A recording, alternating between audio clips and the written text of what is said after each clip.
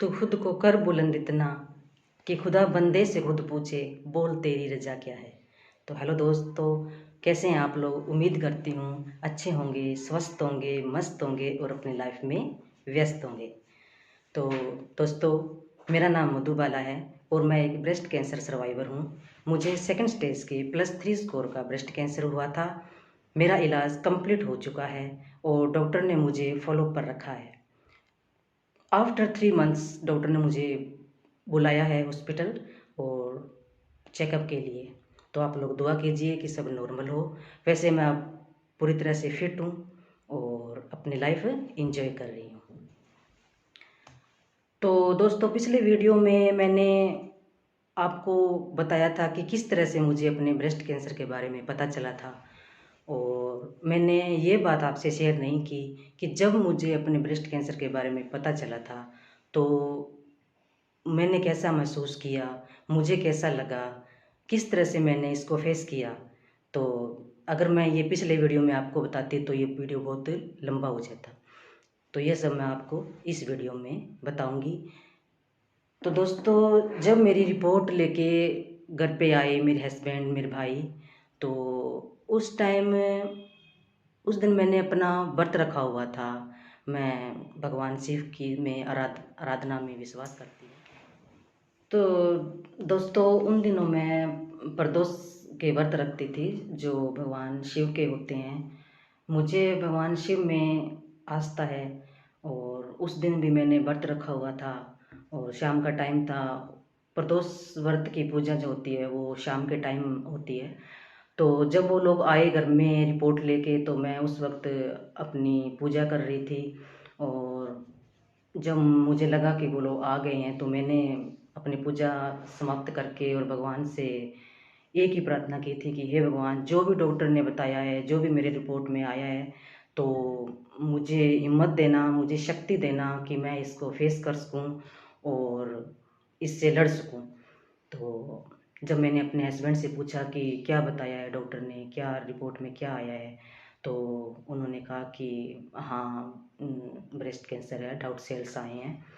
तो मेरी प्रार्थना का ये असर था दोस्तों कि मैं उन लोगों की बात सुन रही थी और पूरी हिम्मत के साथ मैं उन लोगों की बात सुन रही थी। ये मेरी प्रार्थना का ही असर था। भोलेनाथ ने मेरी प्रार्थना स्वीकार की थी। तो उसके बाद जब मुझे पता चला कि मुझे ब्रेस्ट कैंसर है तो एक बार तो मन में बहुत मतलब डर मुझे लगा। मुझे लगा जैसे अब कुछ नहीं रहा है, ज़िंदगी में कुछ भी नहीं रहा, ज़िंदगी ख़त्म हो चुकी है, मेरी हंसती खेलती लाइफ को फुल स्टॉप लग चुका है, मेरी लाइफ जैसे ब्लैक होल में चली गई है। तो मैं उस वक्त को नहीं बयान कर सकती दोस्तों कि कैसा मुझे लगा था। लेकिन मुझे ये था कि अब मुझे मजबूत बनना है और मेरे साथ एक पॉजिटिव बात ये थी, वो थी मेरी फैमिली और मेरी फैमिली का सुपर सपोर्ट। मेरे हस्बैंड का मुझे फुल सपोर्ट रहा और उन्होंने मुझे हौसला दिया कि जो भी है उसको हम फेस करेंगे, हम लड़ेंगे, कैंसर के साथ फाइट करेंगे। मुझे आगे के दिनों के लिए तैयार होना था, मजबूत बनना था, अपने मन को मजबूत करना था, अपने अपने आप को मजबूत करना था और वो मैंने किया।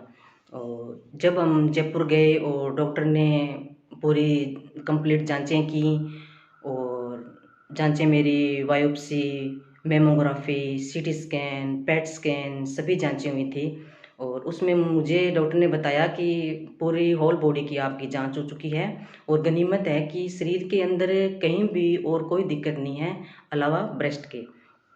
तो डॉक्टर ने कहा कि ये ब्रेस्ट सर्जरी करनी पड़ेगी और ब्रेस्ट रिमूव करना पड़ेगा। तो उस वक्त मुझे इसकी चिंता नहीं थी कि मेरा ब्रेस्ट रिमूव हो जाएगा।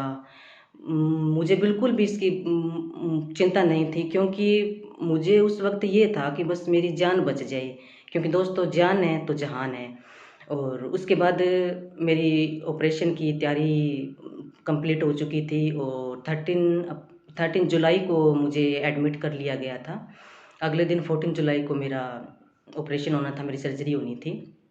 तो 13 जुलाई को शाम को हमें ऑपरेशन से संबंधित सारी जानकारी दे दी गई थी, सारी सावधानियां बता दी गई थी और दूसरे दिन मेरा ऑपरेशन था। दूसरे दिन 14 तारीख को सुबह मैं उठी और फ्रेश हुई और अपने बेड पे बैठ गई और गहरी गहरी सांसें लेने लगी।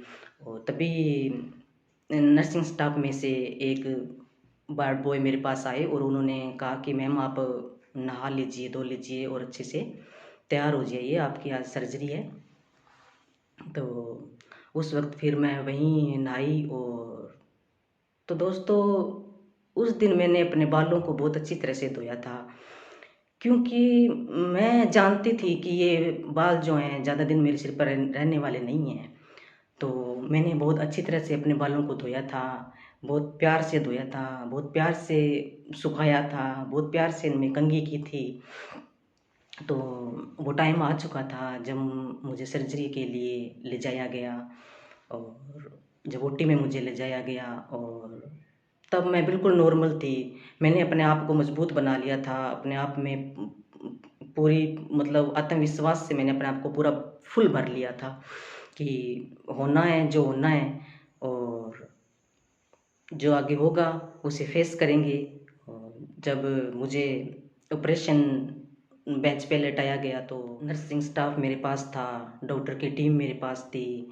तो उनमें से एक मैम ने मुझे जब एनेस्थीसिया देना शुरू किया तो मैंने मैम को देखा और थोड़ी सी मुस्कुराई।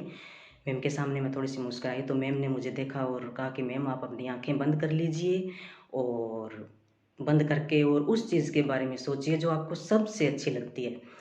तो दोस्तों, मैंने अपनी आंखें बंद करके जब देखा तो मेरे सामने मेरे बच्चों के चेहरे थे, मेरे सामने मेरे हस्बैंड का चेहरा था। तो बस उसके बाद मैंने अपनी आंखें पूरी मतलब दबाकर टाइट बंद करी और मैं महामृत्युंजय मंत्र का जाप करने लगी। तो ज़्यादा से ज़्यादा मैंने 5-6 बार ही महामृत्युंजय मंत्र का जाप किया होगा और मुझे पता ही नहीं चला कि कब मुझे बेहोशी हो गई, कब मैं बेहोश हो गई। जब मुझे होश आया, जब मुझे पूरी तरह से होश आया, तो मेरे सामने मेरे हस्बैंड थे, एक तरफ मेरे बड़े भैया थे। और उन लोगों को देख के मेरे मन में जैसे एकदम से खुशी हुई और मेरे मन ने जैसे एकदम से कहा कि अरे मैं तो ज़िंदा हूँ। तो मुझे बहुत अच्छा लगा और उन लोगों को देख के मुझे बहुत खुशी हुई। उन लोगों ने मुझे पूछा कि मैं कैसी हूँ, तो मैंने अपने हाथ से इशारा कर दिया कि हाँ, मैं ठीक हूँ। उसके बाद मुझे एक रात के लिए आईसीयू में रखा गया था। और दूसरे दिन जब मुझे जनरल वार्ड में जब शिफ्ट किया जा रहा था तो मेरे पास डॉक्टर आए और उन्होंने मुझे फिजियोथेरेपिस्ट आए थे और उन्होंने मुझे कुछ सावधानियां बरतने को कहा था, कुछ सावधानियां बताई थी जो मुझे अपनी पूरी लाइफ जो मुझे फॉलो करनी थी। तो उन्होंने मुझे कुछ एक्सरसाइज भी बताई थी।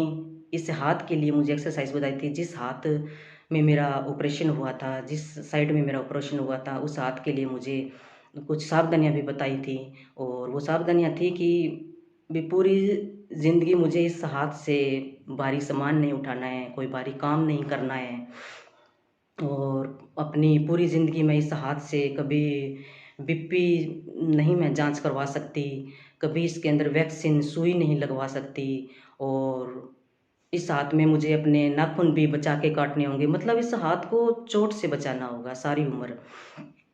और बाकी डॉक्टर ने कहा था कि आप जब ठीक हो जाओगे तो आप सारा काम कर सकते हो, अपना घर का जो नॉर्मल काम होता है वो काम कर सकते हो, आप अपनी लाइफ को अच्छे से जी सकते हो, लेकिन कुछ दिन के लिए आपको थोड़ी सी सावधानी बरतनी होगी इस हाथ के लिए। तो मैंने सावधानी बरती भी।